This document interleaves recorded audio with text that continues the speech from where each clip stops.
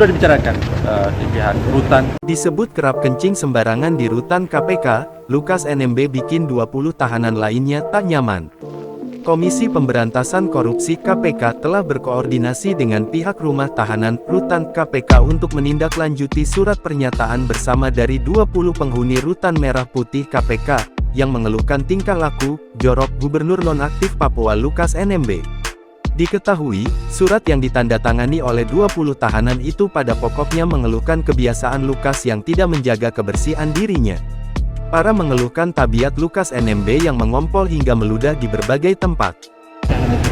Ya, kami sudah komunikasikan, sudah dibicarakan di pihak rutan. Hari ini tadi juga ada pembahasan tentunya terkait rencana nanti seperti apa ya yang akan bisa dilakukan. Artinya kami tentu mengutamakan kenyamanan dari semua tahanan ya. Kalau kemudian ada keluhan, betul kami menerima surat itu dan kami tidak lanjuti ya. Bagaimana nanti penyelesaiannya sedang kami bahas ya.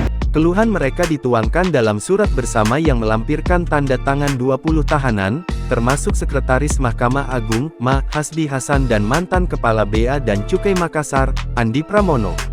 Dalam surat, mereka mengungkapkan kondisi Lukas yang tidak higienis. Di antaranya, kencing di celana di tempat tidur dan kursi ruang bersama, meludah ke lantai maupun tempat lain di mana dia berada. Ia juga disebut tak pernah membersihkan diri setelah buang air besar hingga tidur di atas kasur yang sudah berbau pesing karena tidak diganti.